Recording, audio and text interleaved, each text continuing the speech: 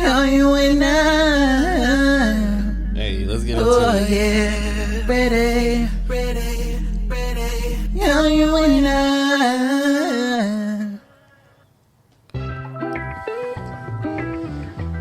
And we back. Hey, bruh. Call me when you're ready. I like that shit, bruh. I'm going through that shit now. Oh, yo. Oh, here we go. You down with RCC? Yeah, you know we. You down with RCC? Yeah, you know we. You down with RCC? Yeah, you know we. You down with RCC? Yeah, you know we. Hey, ladies and gentlemen, welcome back to episode 25 of the Real Critics Collab. This is your boy Marcus, aka Mr. Take It to the House, aka Reggie Bush. Give my nigga back his Heisman. Facts. Big facts. Get that nigga back his house, man. It's your boy Levert, aka Leverticus, aka Sweet Dick Willie. And we back in the lab. Hey, what's good, man? Not much, man. I'm doing good. How to say? Got a long fucking weekend coming up. About to get some rest. About to eat good. About to just again recharge, bro. Long weekend. What you mean? It's a holiday. It's the white people's holiday. You know, I just take advantage and reap the benefits of it like they do with Juneteenth. We just recouping Juneteenth for what they did, for what they do. We're recouping this weekend for what they did on Juneteenth, if that makes sense. Oh, it's July 4th. I forgot. I don't really celebrate it like that. Nah. I mean, I ask the question: do black people really? They call it Independence Day. Do black people really celebrate Independence Day? I mean, because like they was like white people thought it was like, oh, that was for us, not y'all. It was that type of thing. I think what I said last time on one of the podcasts, or could have been a previous podcast, I was like, with black people, we really don't celebrate national American holidays. It's just another day that we can get with family and we can enjoy our family, exactly. Barbecue and all of that shit. Get the day off from work. Yeah, get a day off from work. Yeah, man. So like I say, all I'm doing is I'm recouping my time and recharging. What about you? Doing the same thing. It was a good week. It was a good week being creative. It was a good week for a rest. It was a good week to reset. I'm definitely feeling in a better headspace. I have my ebbs and flows, but we all got that. We all go through that. We all do that. So this week I pretty much got on TikTok, and I was pretty much just introducing TikTok to my music and shit like that. Because I'm actually an artist. I'm a singer-songwriter. I do poetry and stuff like that. And basically, with me, I've always been a procrastinator when it comes to art, really in everything. So this week, it was more I had the energy and the mindset to like stop really procrastinating and start just putting more art out there. And then what I realized is that I think I put a post, I was like, never chase love. Just go where love flows. And then my mindset was that, like, I got on TikTok and I was just posting shit.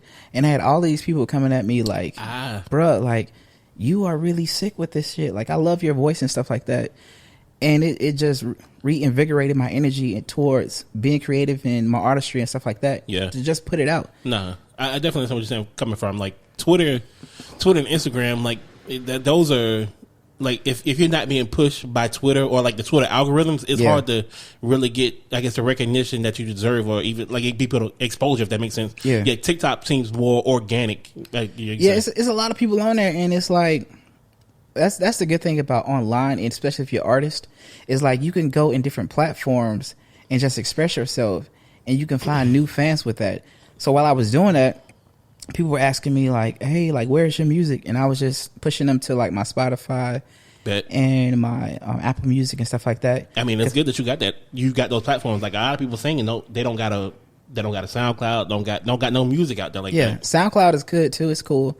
I just don't want to utilize one platform because you can cut yourself off by just focusing on one platform. Focus on them all. Like, just keep putting out your music because you're going to find your fans. Yeah. Or the people who are into you all over the world. So that was a dope thing that I found out with TikTok. Yeah, people doing Spotify exclusives, Apple exclusives. Like, nah, you cutting off a portion of people that would really support you. I mean, Instagram is cool too, and I've met different people through Instagram. And then you have the scammers too on there, so you got to watch out for the scammers. I mean, but like I said, Instagram is like constantly changing its algorithm, and it's always pushing bullshit, and it's just always pushing bullshit. I think it pushed people that's pretty much already on. And that doesn't make sense. And the thing about TikTok is, like, anybody can I mean, even on all the other platforms, anybody can become famous or like have your fans reciprocate love on different platforms. So you just got to find where your love is. Yeah. So, I mean, exactly. So you went to where the love is. The love ain't on Instagram. The love ain't on Twitter. TikTok is where they really show organic love. And like, am I wrong to like liking TikTok to like, you like watching like commercials over like commercials? You just clicking through commercials. Yeah. I mean, like people's attention span is very short. Definitely. So by TikTok having where they'll have a video for like 20 seconds or 30 seconds, I think now you can put up longer videos. But it's hard to reach somebody in a certain time frame, especially if it's short. So you want to get in and get out. Like you don't want it to be too long in the beginning because especially like me in the beginning, you're trying to like create new fans. Like you just want to introduce yourself and then have something where they want to come back and watch you again. Because that's what I was getting. I was like, okay, because for the longest I wasn't putting a lot of energy out there. Yeah, and I was like, let me just post shit, man. And lo and behold, like. First video I put up, and like within an hour or two, that shit had like over 500 views. Damn. And different like likes and shit and comments. And I'm not a person that's like really searching for that, but I'm just putting out my art, and like I don't want to keep my art to myself because I'll be doing a disservice to myself. Yep. Especially if you like people, if you got different gifts with shit, just go ahead and put it out and let the people criticize or whatever. Just put it out unapologetically because usually I'm a perfectionist. So even when I put out that video, I was like, I'm so critical of myself because I'm like, this is not perfect, that's not perfect. But then everybody was like, oh, bro, this sounds good or whatever. So it's like, it just depends on like who's listening to it. Nah, you're right. Like people, you worried about being sharp or flat, but people just worried about, is this good or like this sounds good. Yeah, this sounds good. Yeah, I see what you're saying. So that was definitely an eye opener for me, and I'm gonna continue to do that. I'm gonna continue to push the podcast. I'm gonna continue to like we on YouTube. We're on Instagram and we're on TikTok. And what I kind of did, like I revamped my page because I had like the old videos of the old pod and stuff like that. I was like, nah, I'm learning now that it's better to have a focused page than to have a page that's all over the place. Because even with my own personal Instagram, I know I'm all over the place, and people don't realize that I'm an artist. They usually realize from us like posting the spicy videos or whatever. And I'm like, we're more than just a podcast. That's why we call ourselves the Real Creators Collab. And it's basically like artists getting together. So if you're an artist or whatever and you want to come on the pod, like just come check us out. Like if you got some good shit and we vibing with it, we'll put out clips or whatever. It's just another platform. Yeah, like any music, any spoken word, any types of art form, we're here for it. Black owned businesses, because I think people who are businesses, they're artists themselves. Oh yeah, they're putting across a product. The thing about it, truly everything is an art form. Like people, like mathematics. There's an art to mathematics. Yeah, that type of thing. Everything is art. Yeah, I really think like art in particular music, but definitely all forms of art is what really connects us human beings in general, in my opinion. Facts. Yeah, facts. But nah, what else we getting into? Oh, I want to shout out to every single NCAA athlete out there that's finally recouping the money that they've been owed. Unfortunately, like a Ty Gurley or Johnny Manziel or Cam Newton or Herschel Walker. Well, no man, fuck Herschel Walker. But but it's unfortunate that older generations. Shout out Reggie Bush. Somebody like Reggie Bush, but though Reggie did get his money though. But previous athletes can recoup the money that they brought to the university. But it's shout out to all the ones there now that can finally make money off their name, their image, and their likeness. For them to even have that rule put in place is complete utter bullshit. Because they made billions off these players. I mean, Johnny Manziel brought so much fucking money to Texas A&M University. I can't believe it. Cam Newton brought so much fucking money to Auburn. Yeah, if you said it was $100 million, I believe you. Yeah. Minimum. Yeah, man. Nah, but like you like you said, like the fact that rule was in place, because the NCAA challenged this all the way to the Supreme Court. A Supreme Court that's there's 9 justices. Mm-hmm. There's 6 conservative justices and 3 liberal justices. Mm-hmm. When you get conservative justices who think that what you're doing is fucked up and akin to modern day slavery, and I don't want to demean slavery. I hate when people do that because it demeans the evilness and the ugliness of slavery. Mm-hmm. But when they are likening it to something like that, you really fucked up and you really fucking some people over. Well, I think I would say like it was like systematic oppression. Definitely. You know what I'm saying? Like you making all of this money off the backs of kids, man. And most of these kids come from like underprivileged homes where they get scholarships or whatever, but you're making billions. And you can't pay them players because when it comes down to it, their athleticism is basically a job in college. They got to dedicate all their time into their artistry of sports and stuff like that. Exactly. So they should be able to capitalize on that. Exactly. Like they cannot go out. They don't have time to go out and get another job because they're so committed to the fucking sport. But nah, damn, I forgot where I left off on that. But well, I would like to say shout out to Master P. And his son is actually definitely. He was one of the fortunate ones when that ruling had passed. He got himself a $2 million deal. Right. But the only thing that do me for that, well, he playing football or basketball. I don't know what sport he's playing. I just know he got a deal. I would be concerned about those side of multi-year deals because I feel like because it's so new. Mm-hmm. I feel like the money's only gonna get more and more and more. And if you sign a multi-year deal, it's like the company like they try and get you at a deal when you first come in instead of letting the market play out and let the market build the money build. If that makes sense. Yeah. Yeah. You probably. Well, I mean, I guess it depends on the player. No, but Master P. Master P. Far better businessman than I am. Like he probably saying shit that I don't even see. But I was just like saying like if I wouldn't want to sign a multi-year deal in the first year because I think the money is going to be more and more and more once people understand like the framework and the layout and really how this shit going to go. And basically, when they put a deal with you, they see something within you that's going to exponentially grow their business by you advertising and doing all kinds of things for their company or whatever. So, oh, definitely. I mean, you think about it, like a lot of these towns around the country, like Athens, Georgia, or Tuscaloosa, Alabama, or Syracuse, New York, or like just like backwoods Texas football. Like some of the most popular people in town is the starting quarterback on the college football on the hometown football team. So pay that man like he. That man should be paid like he the star and the celebrity he is in that town. Yeah. That's why like when you look at like a Reggie Bush situation, and I think with his situation, he was basically getting money for his family, his parents and stuff like that, so they can live. I don't know if they lived in California, but they got a house and everything down there. Yep. And the way they treated him, bro, like after all of the shit that he done for the school and the championships and shit, and they kind of distanced themselves because he had broke the rule, bro. The bullshit ass rule, because y'all was getting fucking billions off his ass. Let alone like they didn't pay players for like the EA Sports, NCAA football and shit like that. Yeah, like you said, the biggest issue with like Reggie Bush and all these kids, like I think about Reggie Bush, I think about Cam Newton, I think about AJ Green, I think about Johnny Manziel.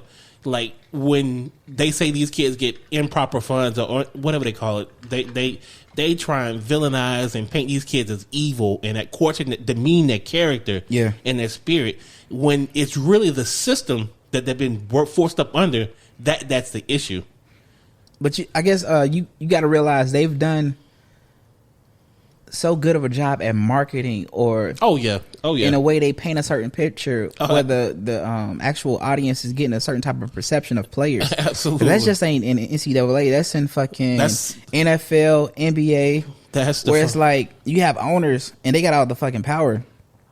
And the players are trying to bargain a certain situation. Well, that's dealing with pros when you try to bargain or whatever. Yeah.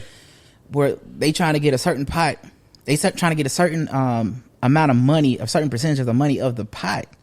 Because even when those TV deals come in, that's even more buku millions and billions of dollars for the school. Exactly. For TV the deals, NFL teams. TV deals NBA. going up every day. Yeah. Yep. So it's like, bro, all of that money y'all making, but yet y'all want to stifle the players.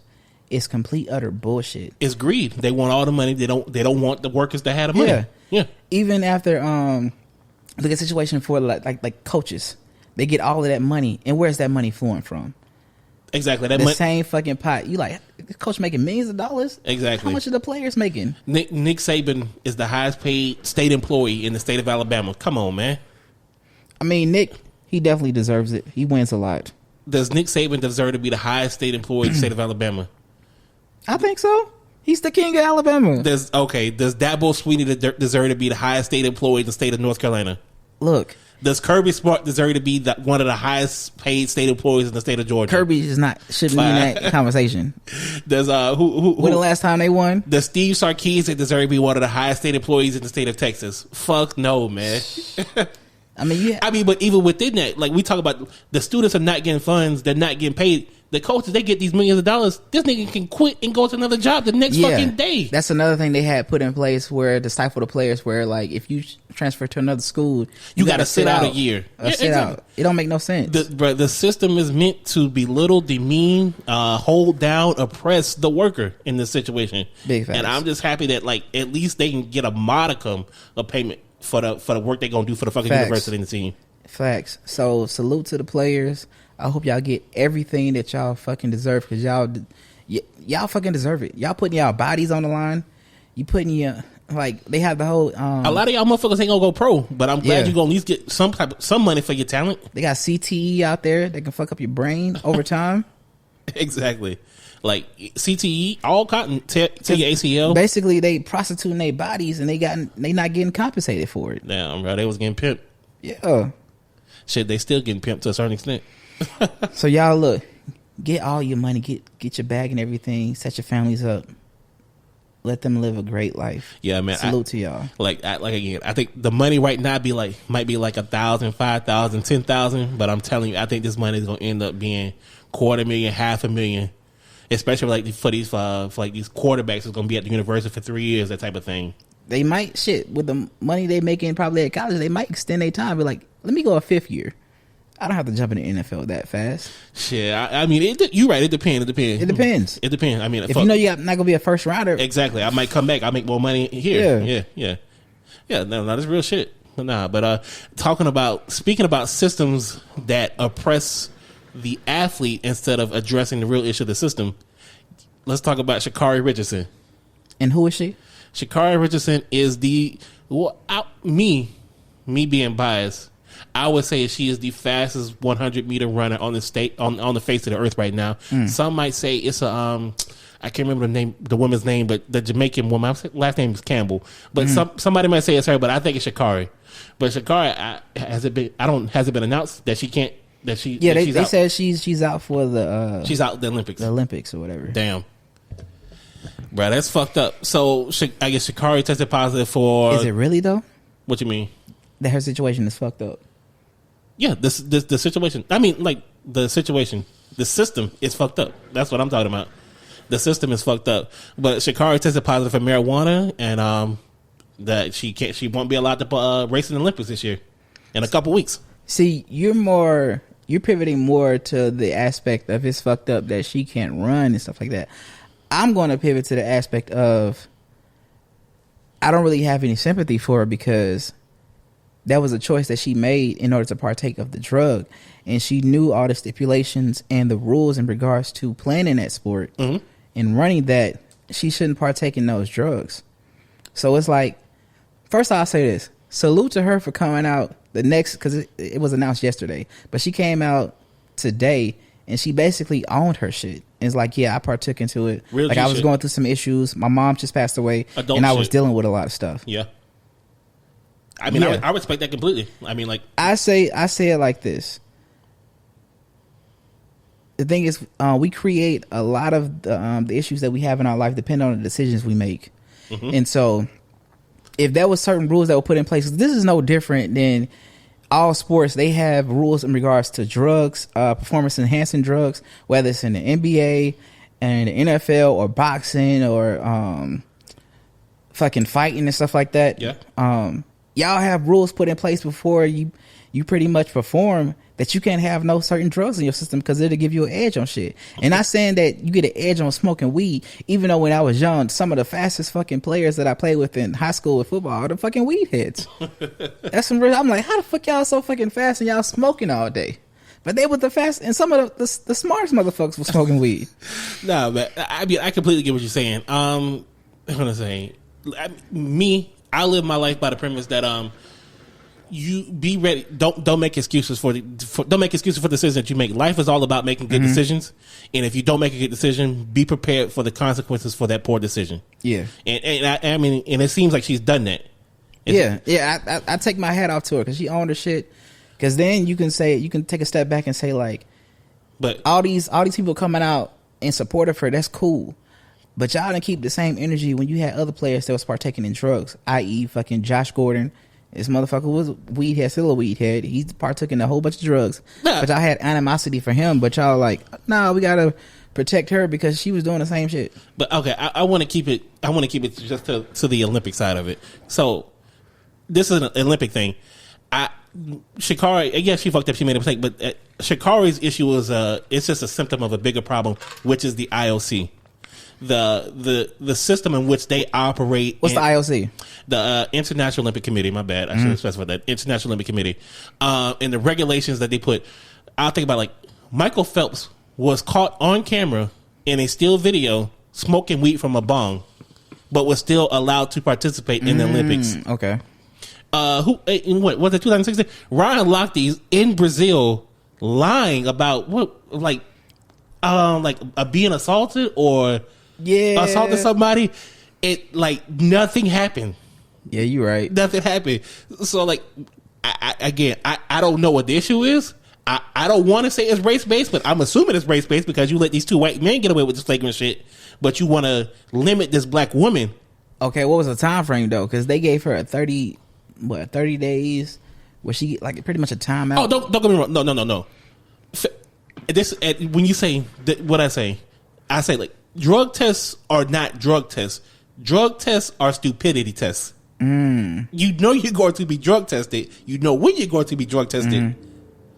They're not testing you for the drugs. They're testing to see how stupid you are to fail this test. That's what I'm saying. Like, bro, if you know that, like, you got to perform for the Olympics or something like that, and you know the rules are put in place, and then when you even when you become more of a famous figure within the sport, you got to know, bro, they're gonna be checking for your ass, and especially if you're black. Yeah, and like I say, but like what they allow. The fact that they allowed Michael Phelps or they allowed Ryan Lochte to do this shit is knowing, how I'm going to say, just knowing what they committed, the flagrantness of their acts or whatever, but it still allowed them to represent America.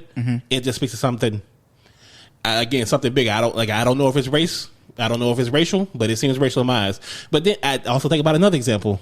Like, I'm going to say, this is, I'll say like this. Every fucking Olympian on the face of the earth is probably doing some illegal substance.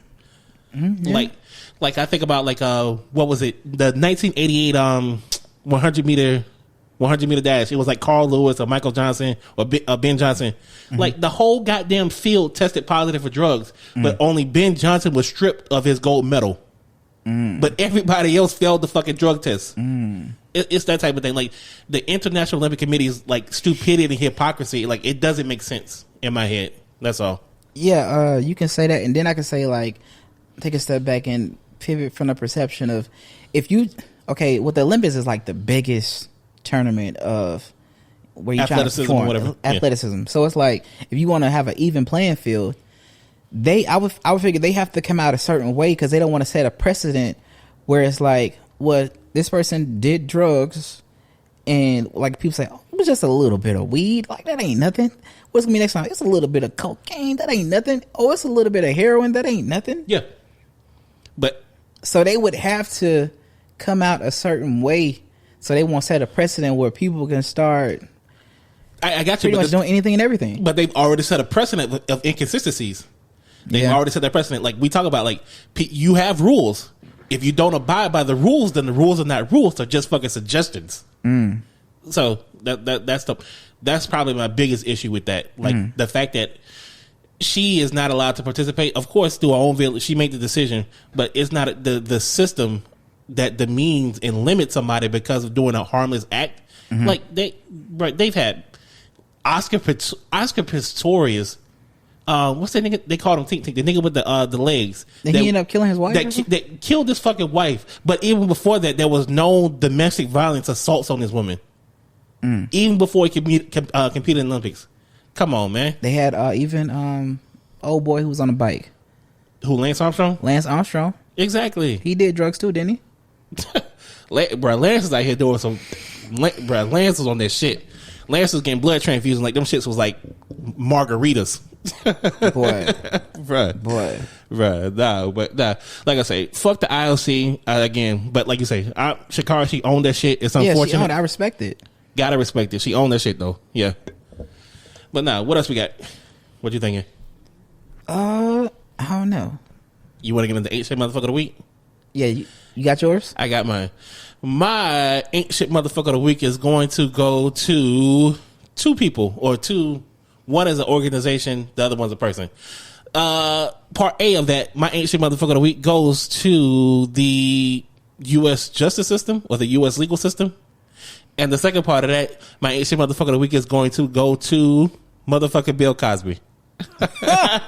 What Bill? Why Bill? How to say, in this situation, you know, like I say, people say, like, you know, like, two things can be right. Hold up. What, talk about? How do you feel about Bill Cosby getting free? Cause you know that just happened. No, I'm about to go through my breakdown. Okay. Two things can be right. Two things can also be wrong. All right. Jumping into Bill Cosby. Bill Cosby can be a piece of shit human being. Like, this motherfucker had, like, prescriptions of Quaaludes, like large prescriptions of Quaaludes for the means of drugging and raping women with fucking. Either what I hate, what was that meme was like, either is we fuck it or I'll fuck it. That's so bad. That's so bad. That shit so. All right, man. We won't edit that shit out. Don't edit this shit out. Nah, I ain't editing this shit out. but Bill Cosby, I mean, he can be a piece of shit human being. He can deserve to be in jail for the shit he did. Like, again, like, we never ever condone raping women, harming women in any form, But even within that, we can also acknowledge that Bill Cosby's due process via the legal and justice system was also violated. So two things can be fucked up and wrong and pieces of shit. So, like, what was the story with it? Did you how was he able to get out? So my understanding of it was, so what, I guess he was brought to court, I guess years and years ago, but I guess the what do you say, like the prosecutor didn't feel like they could have a case that could criminally indict him, but they did feel like there was a case where he could civilly, where they could, I guess, they could do it like a civil trial. And what they did was a civil trial. But the premise of the civil trial was that if you do this civil trial, we will not prosecute you for this legally at a later date at all. But the thing about that was, though the prosecutor said that, it wasn't, it wasn't formally put on paper in writing. So the courts came back later and criminally indicted him, which is the reason why he's in jail right now. Gotcha. But his lawyers fought that, though it wasn't written down on paper, it was said publicly, and because it was said publicly, that is legally binding. Got you. So that's how he got off. That's how his due process rights were violated. Yeah, and I think I read they had like a panel of like 6 or 7 judges, and they all agreed that he should be freed. Off the legality of it. Yeah. So when you have people, everybody's gonna have their opinion about shit. But if you have 6 motherfucking judges say like, yeah, the law's the law, like he should be freed off of it, even though it's a technicality. Exactly. This is not our due process. Exactly. When you've got people that subscribe to the legal system but understand how fucked up what this person did was, but understand that, the law has run afoul, but you know you done fucked up. And I guess would you think that R. Kelly and Weinstein have a case now? Like, make sure, let's see if I got that technicality too. If there's somebody, yeah, exactly. Hey, y'all killing me, man. I fight for my life. I fight for my life. But yeah, like, oh man, like when I posted like he was free, I had one of my friends like slid in my DMs like, how do you feel about this? And I basically said like, I'm kind of indifferent about it, because I feel like, do I think Bill Cosby raped all those women? No, I don't think he raped all of them. But I said in my mind, like, Bill Cosby not a fucking saint, because where there's smoke, there's some fire. Exactly. Like don't get me wrong. Like, I don't think Deshaun Watson sexually assaulted all those massage therapists. I mean, but it got to a point where there's so fucking many that like something happened, something transpired, something. Yeah, so I felt indifferent about it. One, because this ruling is not really going to affect my life. Also, the Falcons should trade for Deshaun Watson. They are? They should. Yeah, they should. But keep going.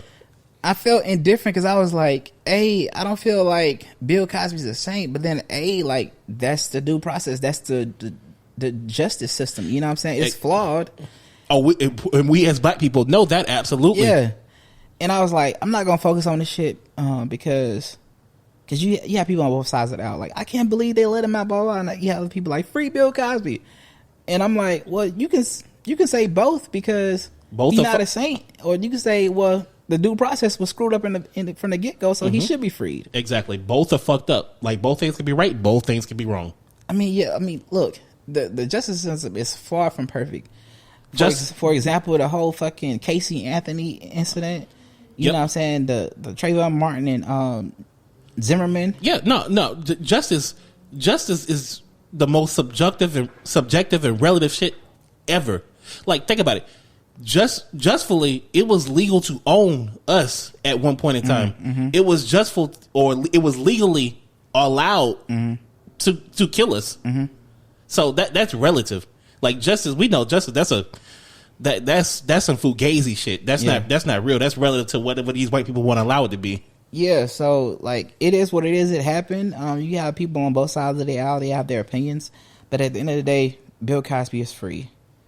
They had another story with Felicia Rashad. She had voiced her opinion. She was thankful that justice was finally served, in quotations. Mm-hmm.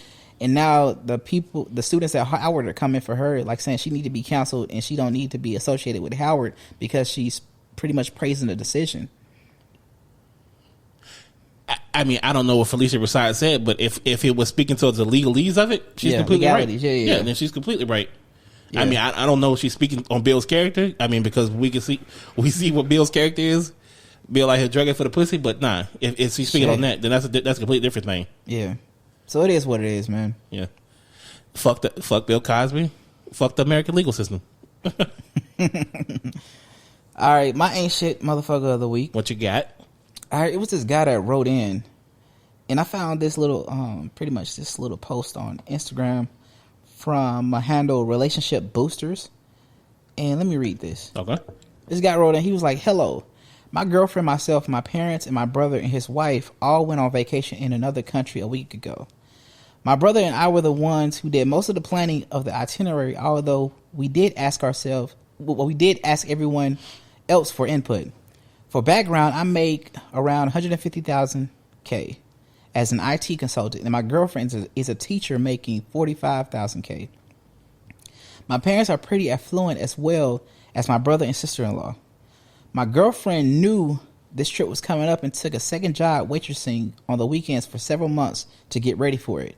We have always split things, him and his girlfriend, 50-50 in the 2 years we have been together. There were a few times on the vacation when she did not go on outings with us. Wine tasting, scuba diving, etc. She would also only eat 2 meals a day, simply stating that she was on a budget. My family does favor more high-end expensive places. My parents thought it was very strange that she only eats 2 meals a day, although she normally eats 3. When we got home, I asked her why she skipped out on several of the outings and only ate 2 meals a day. I mentioned how I'd heard her stomach growling one night, and said I was concerned about her having an eating disorder. She got very teary-eyed and said that 3 meals a day wasn't fiscally feasible for her, and neither were the outings that she chose not to go on. She went on 3 out of the 6 outings.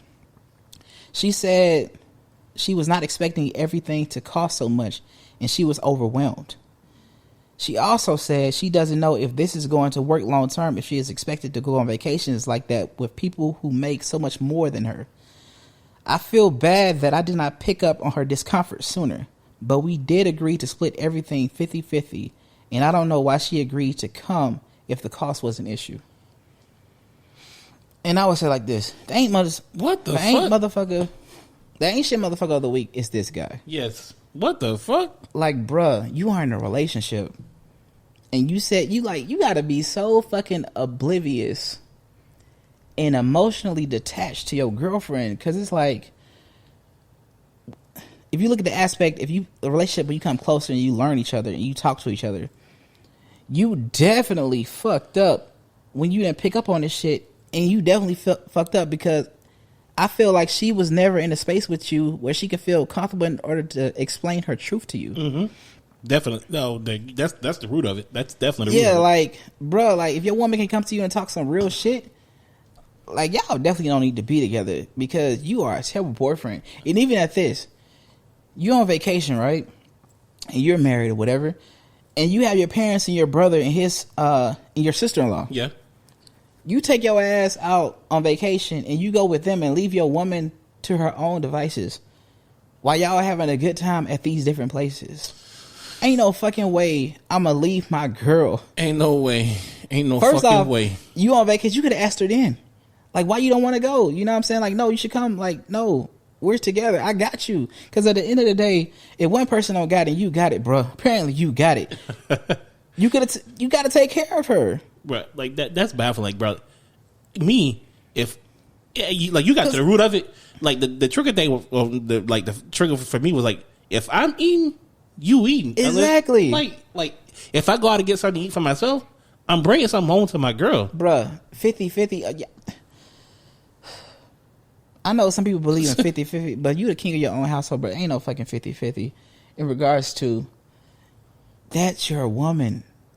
When you ain't got it, she got you. When she ain't got it, you got her. Like, bruh, like y'all work together. Damn, this motherfucker, like and I realize a lot of people are in relationships, but really they just single. Yeah, you just got a title. That don't mean shit. Not a damn thing. Yeah, so he's ain't shit motherfucker of the week. Because I was like, how dumb can you be? Yeah, how emotionally detached could you be? Like, you definitely closed off because she couldn't come to you and speak her mind. Like, baby, like I really don't have the money right now. But she's starving. She is starving. And you say, yeah, I remember hearing your fucking stomach growling and shit, but I thought nothing of it at the time. Bruh. I mean, communication can be, you could work on that. It could be poor, but you could build that.